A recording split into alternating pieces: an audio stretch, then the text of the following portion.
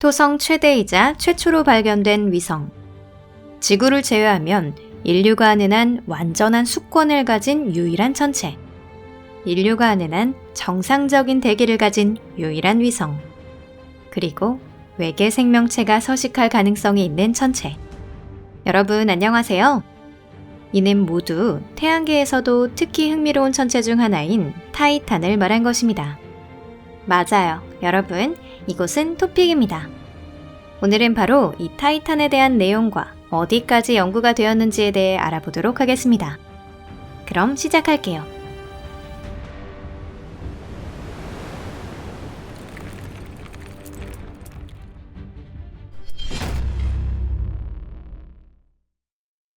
평범하지 않은 위성.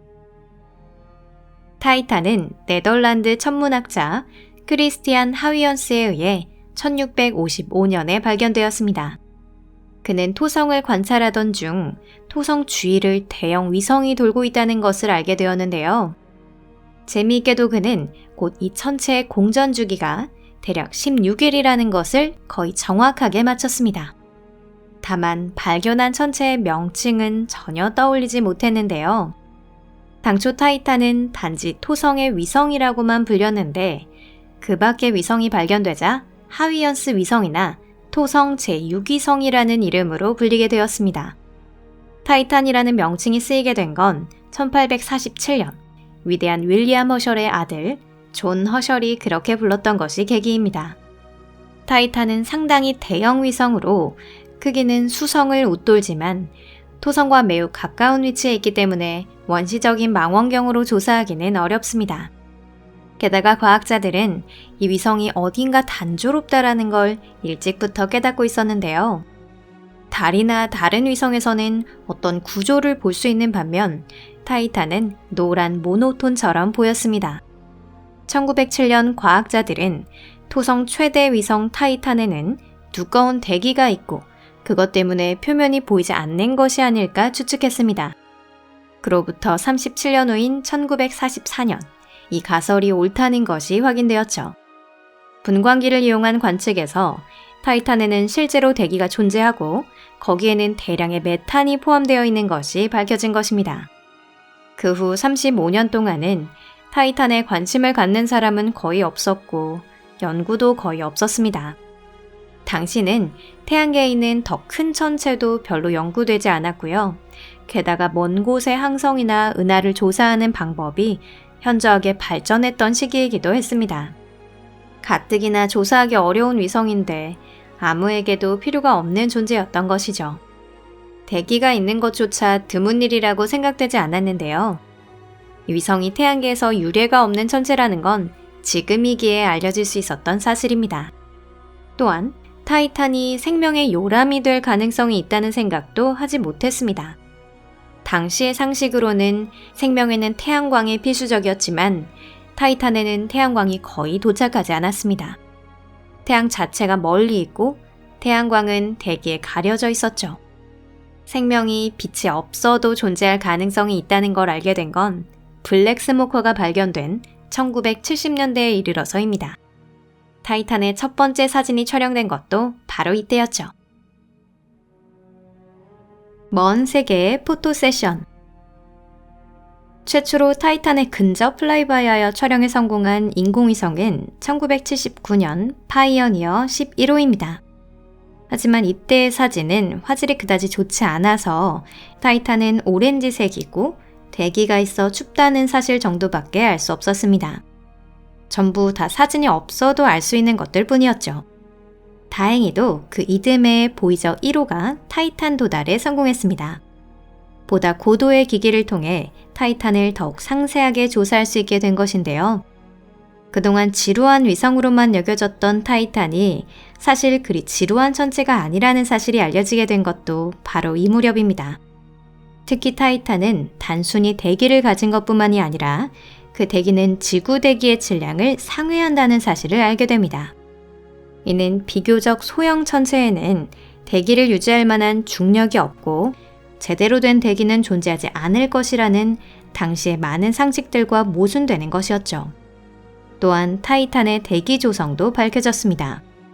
타이탄의 대기는 질소가 98%, 메탄이 1.5%를 차지하고 있으며 나머지 0.5%는 기타 다양한 가스로 구성되어 있습니다. 대기 두께는 약 400km, 타이탄 표면의 기압은 지구 표면의 1.5배에 해당합니다. 타이탄의 이러한 성질로 인해 안타깝게도 표면을 조사하는 것은 불가능하다는 것을 알게 됩니다. 타이탄의 대기는 메탄 구름과 유기화합물로 이루어진 오렌지색 스모그로 항시 덮여 있습니다. 이후 유명한 허블 우주망원경 등으로 수년간 타이탄의 정기적인 관측이 이루어졌지만 표면에 대해서는 극관이 없다는 등 간접적인 정보만 얻을 수 있었습니다.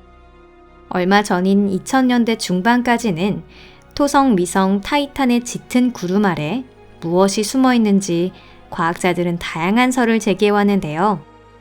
표면에는 액체 탄화수소 바다나 그와 비슷한 것이 있을 것이라 추측하는 것이 고작이었습니다. 그 유명한 카시니 하위연스가 타이탄에 도달한 2004년, 우리는 비로소 타이탄의 신비로운 세계를 제대로 조사할 수 있었습니다.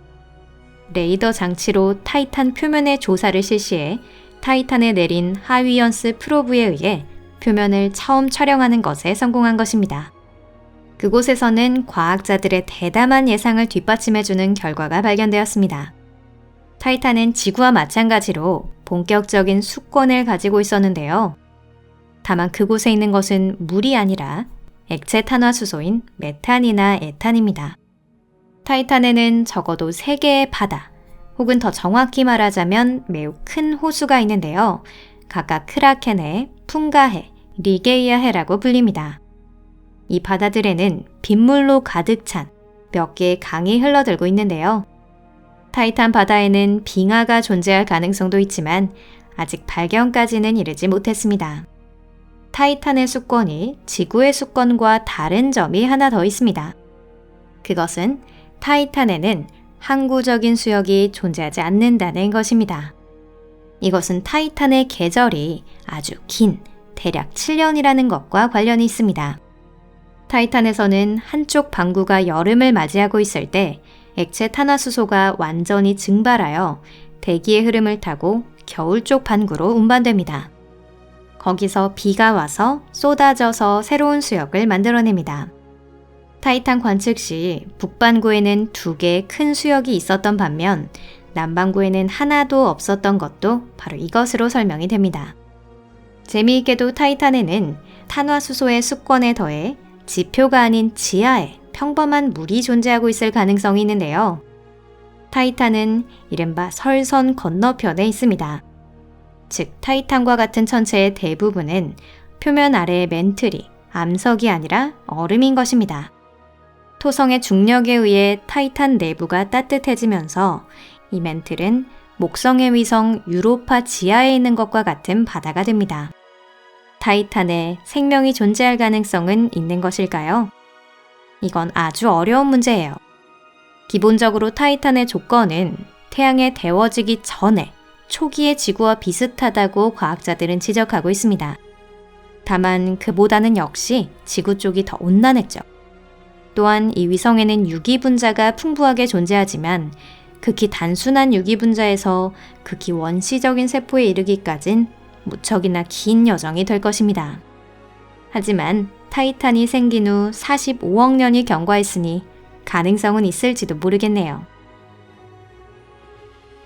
만약 타이탄 지하에 바다가 존재한다면 생명 탄생의 가능성은 있다고 할 수 있습니다. 만약 토성의 위성을 제대로 조사할 수 있고 타이탄의 표면과 지하에서 서로 관련이 없는 2개의 외계 생명권을 발견할 수 있다면 더욱 흥미로워지겠죠. 아마 생물학에 있어서의 큰 브레이크스루가 될 뿐 아니라 우리 지구의 생물의 진화에 대한 이해도도 더욱 높아질 것입니다. 오늘은 여러분께 토성의 위성 가운데 하나인 디오네에 대해 이야기해 보려고 합니다. 타이탄 같은 유명한 위성에 비해 덜 흥미로워 보일 수도 있지만 실제로는 전혀 그렇지 않습니다. 디오네를 궤도에서 돌게 만든 건 과연 누구였을까요? 디오네의 친구는 어디서 온 걸까요? 우리는 그 존재를 어떻게 알게 되었을까요? 왜 디오네가 과학자들이 예상했던 것보다 훨씬 활발하다는 사실이 드러났을까요?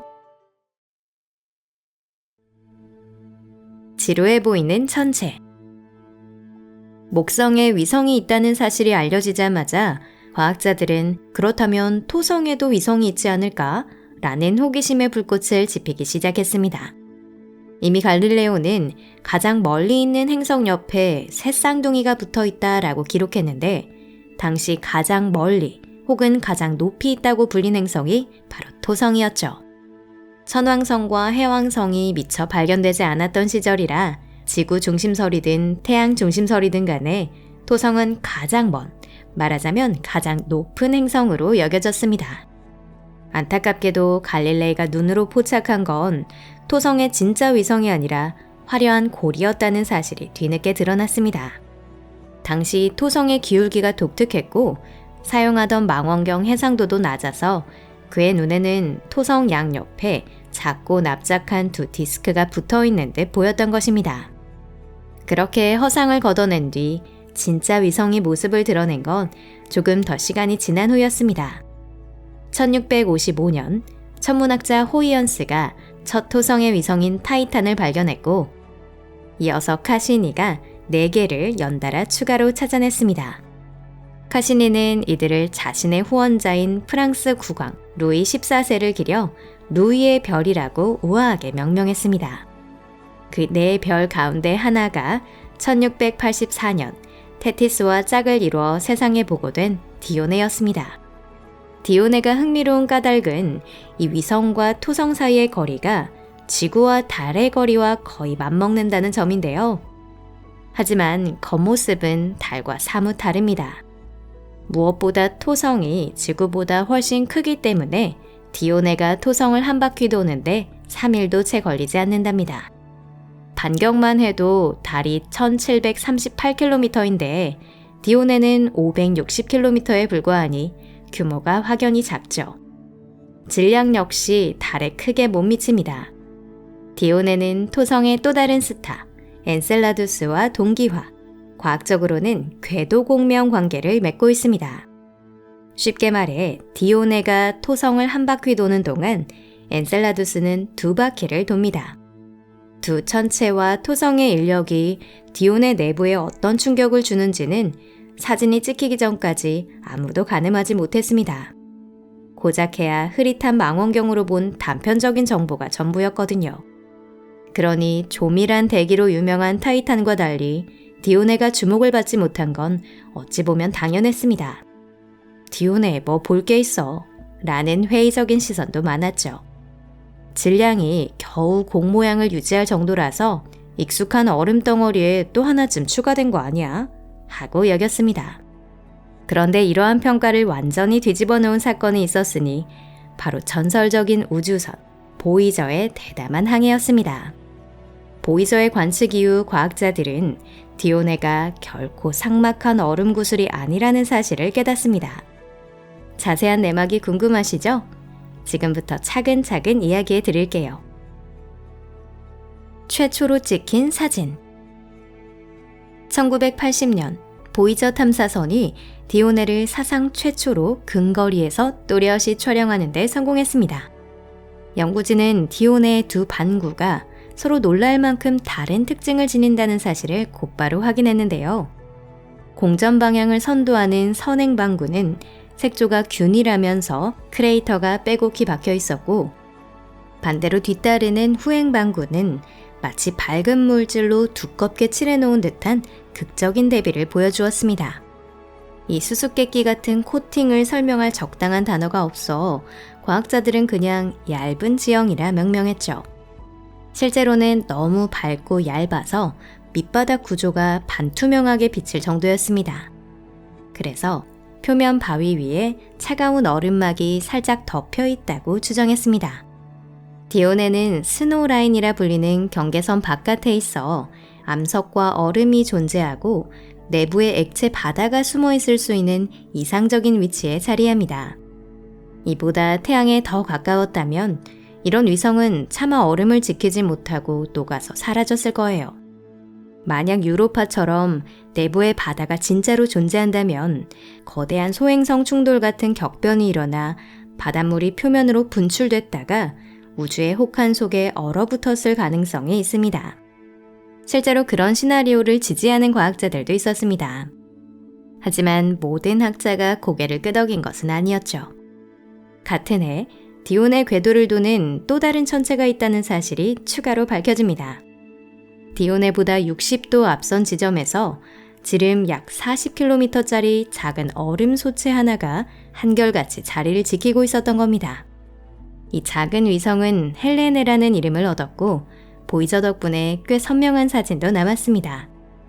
여러분도 아시다시피 두 천체가 중력으로 연결된 궤에는 질량이 훨씬 작은 세 번째 천체가 거의 움직이지 않고 머무를 수 있는 라그랑주 점이 5곳 있습니다. 라그랑주 점은 흔히 L이라는 기호로 표기하죠. 그 중에서도 L4, L5는 가장 안정적인 구역으로 가벼운 쪽 천체, 이 경우는 디오네의 앞뒤 60도 지점에 위치합니다. 헬레네가 바로 디오네 토성계 L4에 서 있다는 사실은 곧바로 확인되었고요. 이러한 동반자를 트로이 위성이라고 부르기도 합니다. 행성 여러 개가 소규모 트로이 소행성 무리를 거느리지만 완전한 트로이 위성은 훨씬 희귀합니다. 그런데 이 궤에서의 궤도 안전성은 생각보다 애매한 개념입니다. 만약 토성을 비롯해 외부 교란원이 전혀 없다면 헬레네는 영원히 그 자리를 지킬 수도 있었겠지만 현실의 우주는 그렇게 단순하지 않은데요. 디오네와 헬레네는 태양, 토성권의 다른 위성, 심지어 외부 행성들의 중력까지 복합적으로 받고 있으니까요. 긴 시간 스케일로 보면 언젠가 그중 하나가 헬레네를 궤도 밖으로 튕겨내거나 디오네 쪽으로 밀어 충돌시키는 시나리오도 배제할 수 없습니다. 사실 지구 역시 한때 테이아라는 트로이 행성을 거느렸고 결국 충돌에 달을 탄생시킨 전적이 있죠. 요컨대 헬레네는 처음부터 그 자리에서 태어난 천체가 아닐 가능성이 큽니다.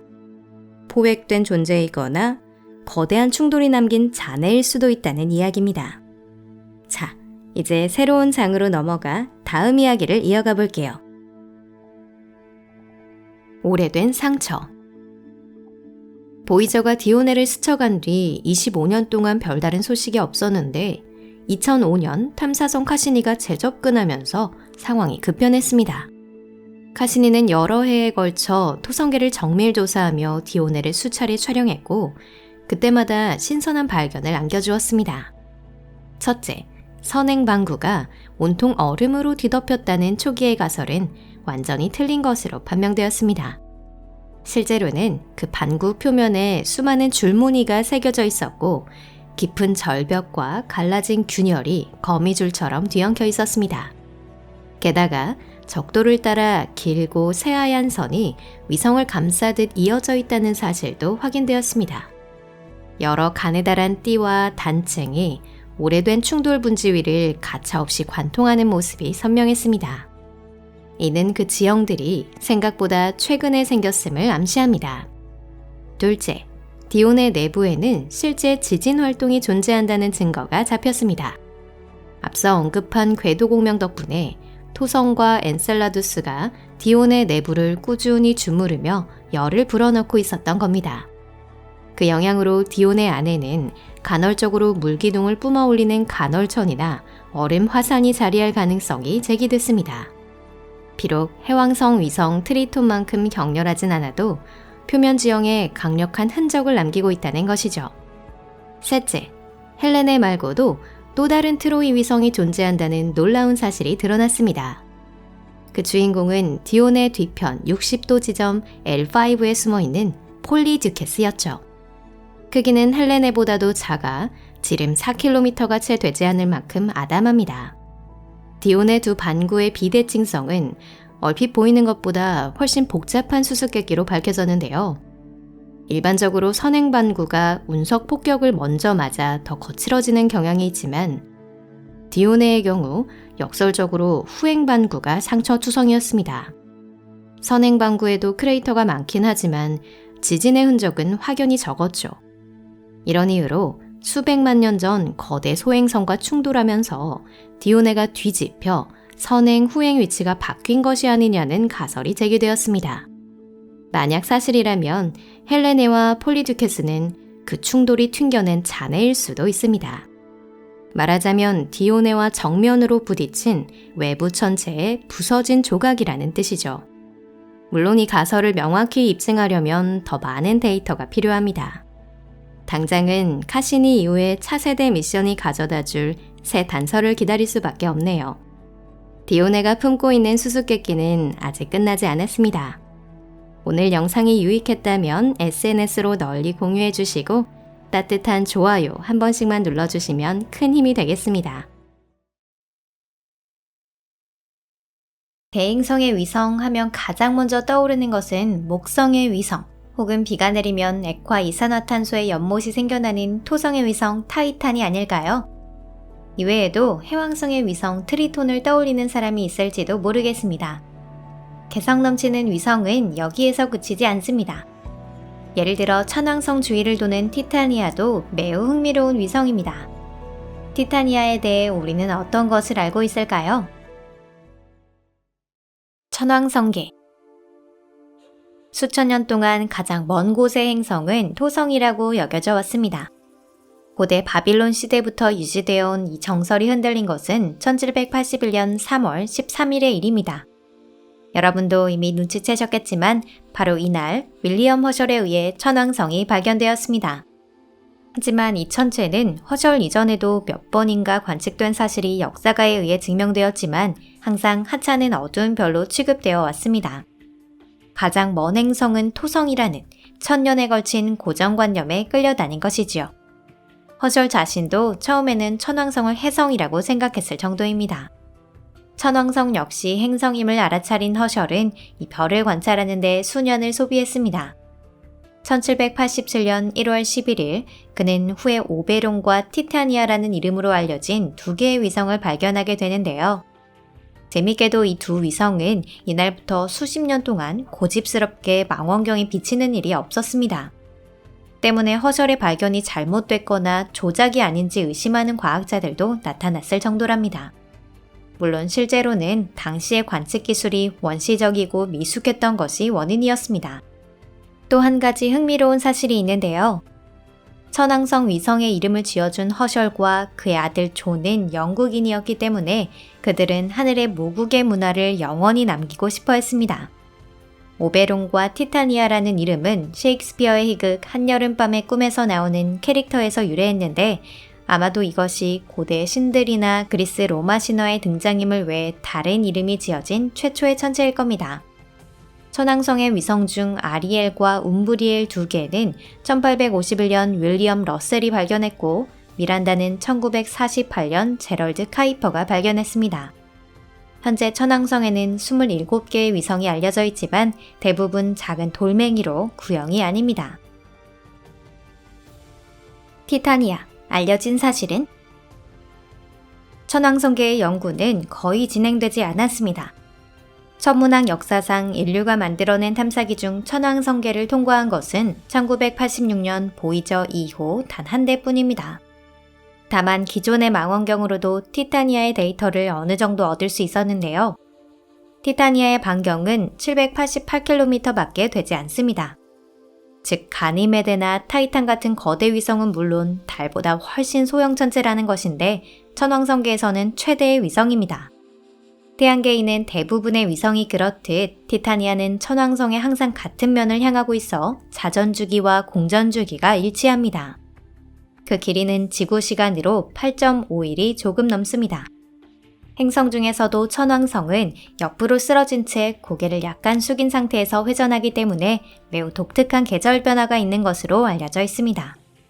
천왕성은 84년에 걸쳐 태양 주위를 일주합니다. 극지에서는 42년간 낮이 지속되고 나머지 42년간은 밤이 지속됩니다.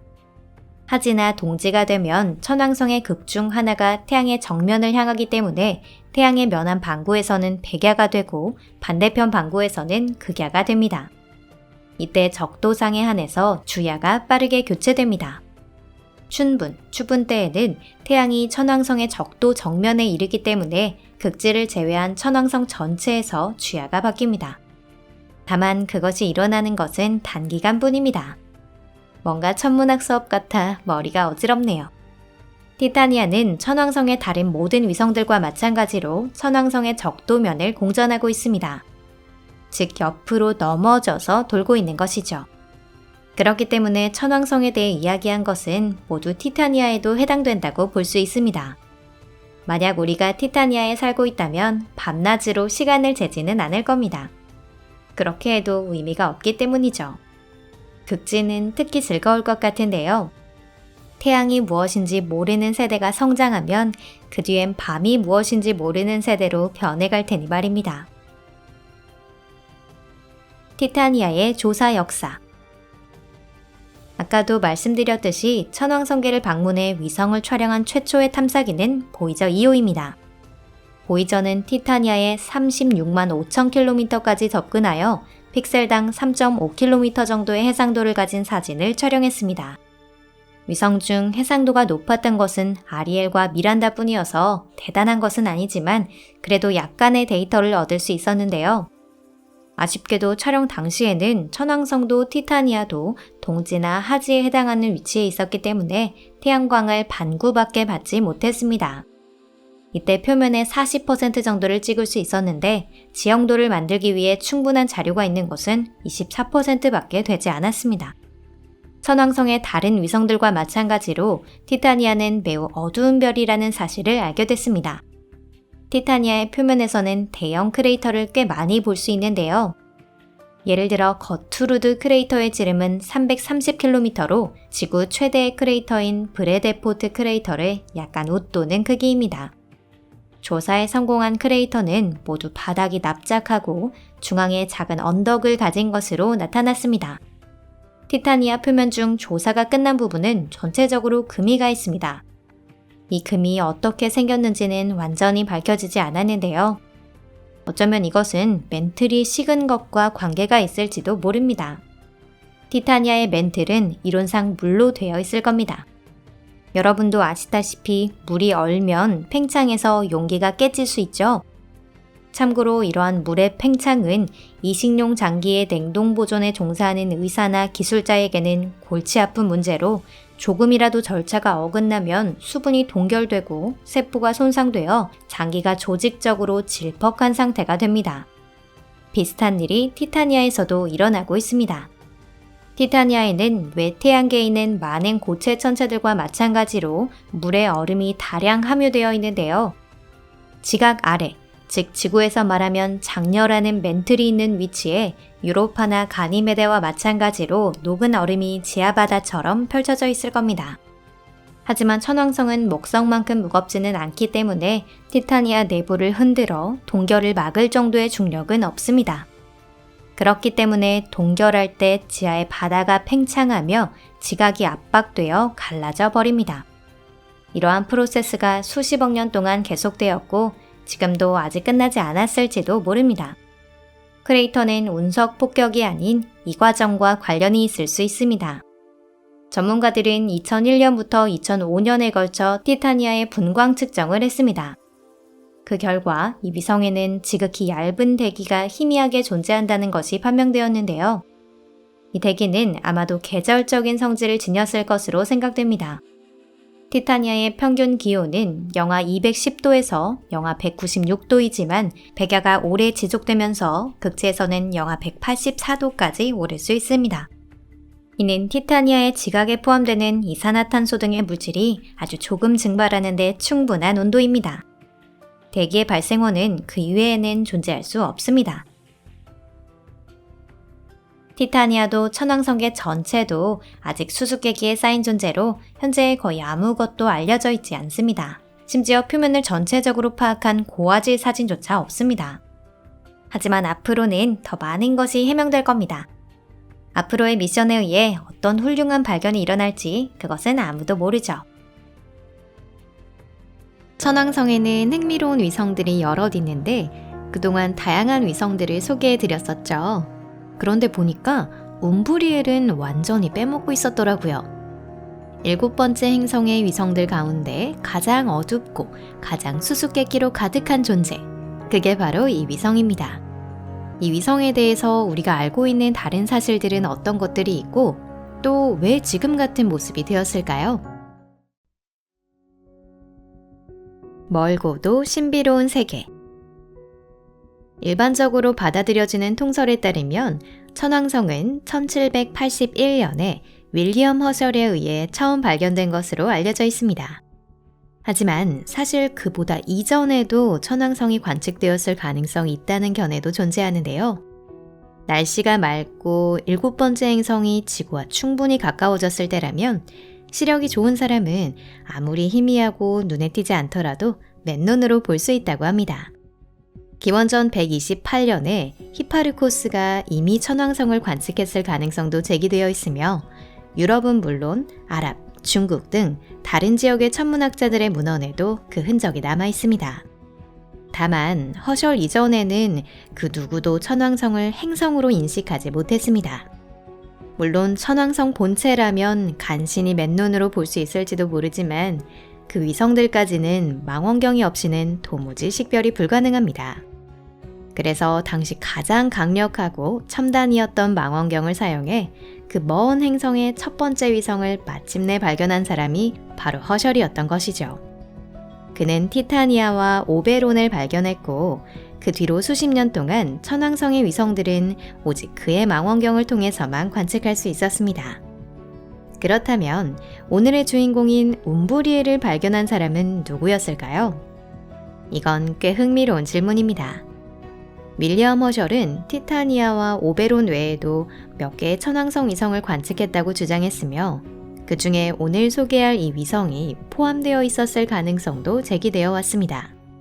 하지만 허셜의 이 주장은 신빙성이 낮고 그가 묘사한 위성들은 실제의 모습이나 궤도와는 전혀 일치하지 않았습니다.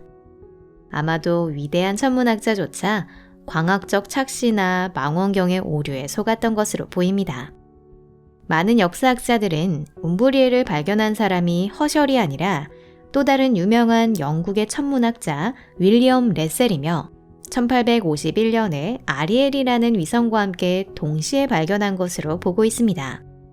천왕성의 다른 위성들과 마찬가지로 이 위성의 이름 역시 영국 고전 문학에서 유래했으며 구체적으로는 알렉산더 포프의 시 머리카락 도둑에서 따온 이름입니다. 참고로 천왕성의 위성들은 고대 신화 속 인물이 아닌 이름을 공식적으로 부여받은 최초의 천체들이었습니다. 물론 목성의 위성을 처음 발견한 갈릴레오도 처음에는 피렌체의 유력 귀족 가문인 메디치 가문을 기리기 위해 이름을 붙였는데요. 결국에는 제우스의 여러 연인의 이름으로 굳어지게 되었습니다. 움브리엘이라는 이름은 이 위성과 놀라울 정도로 잘 어울리는데요. 당시의 레셀은 그런 사실을 전혀 알지 못했습니다. 왜냐하면 포프는 라틴어에서 그늘이나 어둠을 뜻하는 어근, 움브라를 사용해 이름을 지었기 때문입니다. 실제로 움브리엘은 천왕성의 위성 중 가장 어두운 천체입니다. 태양빛을 받아도 겨우 16%밖에 반사하지 않으며 비슷한 특성을 지닌 아리엘보다도 반사율이 약 1.5배 낮습니다. 이야기가 조금 앞서 나갔네요. 천왕성의 위성들은 목성이나 토성의 위성들보다 훨씬 멀리 떨어져 있고 크기도 작기 때문에 관측이 훨씬 어렵습니다. 천왕성에는 타이탄이나 가니메데 혹은 우리의 달처럼 거대한 크기의 위성은 존재하지 않습니다. 이 때문에 20세기 후반에 이르기까지 이들 위성에 대해서는 거의 알려진 것이 없었죠. 천왕성의 위성들 중에서 움브리엘은 세 번째로 큽니다. 지름은 1169km로 티타니아나 오베론보다 작습니다. 반면 움브리엘의 쌍둥이라고 할 수 있는 아리엘은 크기는 약간 작지만 질량은 오히려 약간 더 큽니다. 둥근 형태를 유지하는 5개의 주요 위성들 가운데 움브리엘은 딱 중간 정도의 궤도에 위치해 있고요. 미란다와 아리엘은 천왕성에 더 가까이, 티타니아와 오베론은 더 멀리 떨어진 곳을 돌고 있습니다. 움브리엘이 천왕성을 한 바퀴 도는데 걸리는 시간은 지구 시간으로 약 나흘이 조금 넘습니다. 다른 대부분의 위성과 마찬가지로 조석 고정 상태에 있기 때문에 항상 같은 면을 천왕성 쪽으로 향하고 있으며 자전주기와 공전주기가 일치합니다. 이미 알고 계신 분들도 계시겠지만 천왕성은 다른 행성과 달리 어떤 이유에선지 옆으로 누운 상태로 자전하고 있고요. 공전면에 대해 적도가 거의 직각에 가까울 정도로 기울어진 채 거꾸로 누운 듯한 독특한 자세를 유지하고 있습니다. 일반적으로 정규 위성은 행성의 적도면을 따라 공전하는데 움브리에를 포함한 천왕성의 모든 위성들도 천왕성 본체와 마찬가지로 옆으로 누운 궤도를 따라 돌고 있습니다. 이로 인해 움브리엘에서는 계절과 낮밤의 개념이 아주 독특하고요. 양극에서는 무려 42년 동안 햇빛을 계속해서 받고 이후 또 42년 동안은 완전히 어둠 속에 잠기게 됩니다. 우리가 익숙한 일반적인 낮과 밤의 주기가 나타나는 구역은 적도 부근에 한정되어 있으며 그것도 항상 그런 것은 아닙니다. 푸른 세계. 우리가 움브리엘에 대해 좀 더 자세히 알 수 있게 된 건 1986년 초에 천왕성계에 도착한 보이저 2호 덕분이었습니다. 이때 우리는 처음으로 움브리엘의 사진을 손에 넣을 수 있었고 그 이후로도 지금까지 천왕성의 위성을 방문한 탐사선은 단 한 대도 존재하지 않았습니다. 1986년 당시 태양빛이 닿고 있었던 건 천왕성의 남반구뿐이었고 이는 모든 위성들도 마찬가지였습니다. 이 때문에 움브리엘의 북반구는 어둠에 가려 촬영이 불가능했고요. 그곳에 무엇이 있을지는 지금도 여전히 추측에 불과합니다. 사진에 담긴 건 움브리엘 표면의 약 40% 정도이며 그 중에서도 충분한 해상도로 촬영된 부분은 절반 정도에 불과합니다. 위성 표면은 전체적으로 푸르스름하고 음침한 평원이 펼쳐져 있으며 공전 방향에 해당하는 반구에서는 표면이 붉은빛 먼지로 옅게 물든 듯한 모습이 확인됩니다. 아마도 과거 움브리엘에 충돌했던 운석의 흔적일 가능성이 큽니다. 움브리엘의 표면에는 수십억 년 전 것으로 추정되는 수많은 충돌 분화구들이 존재하며 이들은 태양계가 아직 젊었을 무렵 이른바 후기 대폭격기라 불리는 시기에 행성들이 소행성이나 운석 같은 우주의 잔해들을 궤도에서 치워가던 시기에 형성된 것으로 여겨집니다. 움브리엘 표면에 이처럼 크레이터가 매우 많다는 사실은 태양계 외곽에 있는 다른 대형 위성들에서 흔히 나타나는 얼음 화산 활동이 이곳에서는 전혀 일어나지 않았다는 점을 시사합니다.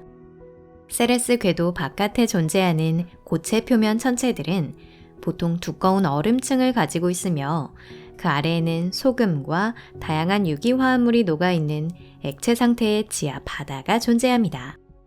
이 물은 때때로 지구의 화산이 마그마를 분출하듯 유사한 원리로 밖으로 솟아오르기도 합니다.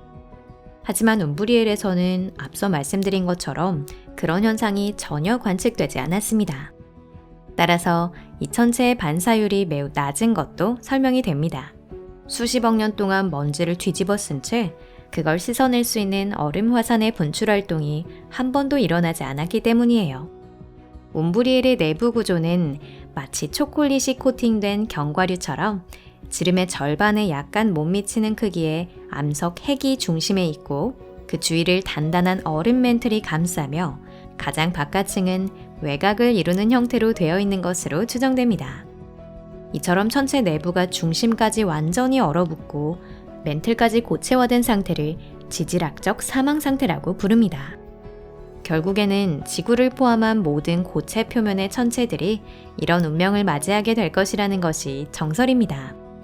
이 같은 냉각 속도는 이론상 천체의 질량에 따라 결정되고 질량이 작을수록 더 빨리 지질학적 죽음에 도달한다고 알려져 있습니다. 움브리엘은 크기가 꽤 작고 질량도 작기 때문에 이미 내부가 완전히 식어버렸다는 사실은 그다지 놀라운 일이 아니죠. 그런데 여기에는 한 가지 의문점이 있는데요. 첫 번째로 만약 과거에 움브리엘 내부에 정상적인 지하 바다가 존재했었다면 대형 소행성 충돌에 의해 물이 분출된 흔적이 남아있어야 할 텐데 지금까지 그런 흔적은 전혀 발견되지 않았습니다. 두 번째로 세레스처럼 움브리엘보다 더 작고 질량이 작은 천체 중에서도 현재까지 얼음 화산 활동이 관측되는 곳이 있으며, 즉 아직도 지질학적으로 살아있는 천체들도 존재합니다. 그렇다면 왜 움브리엘은 이렇게까지 일찍 죽음에 이르렀는지, 그 이유가 여전히 수수께끼로 남아 있습니다. 이처럼 베일에 쌓인 천왕성의 어두운 위성은 지금도 여전히 많은 비밀을 간직한 채 그 정체가 밝혀질 날을 기다리고 있는 것입니다. 안타깝게도 명왕성에 대한 방대한 정보를 제공해준 뉴 호라이즌즈 같은 강력한 행성 탐사선을 사용하지 않는 이상 우리가 새롭게 얻을 수 있는 정보는 거의 없습니다. 그리고 지금까지 천왕성계로 그러한 탐사선이 보내진 적은 단 한 번도 없고요. 앞으로 언젠가 상황이 바뀌고 최소한 움브리엘에 얽힌 일부 미스터리라도 밝혀지는 날이 온다면 그때는 꼭 여러분께 알려드릴게요. 이 영상이 재미있으셨다면 SNS에서 공유해주시고 응원의 좋아요도 꼭 눌러주세요. 시청해주셔서 정말 감사드립니다. 그럼 다음에 또 만나요. 안녕히 계세요.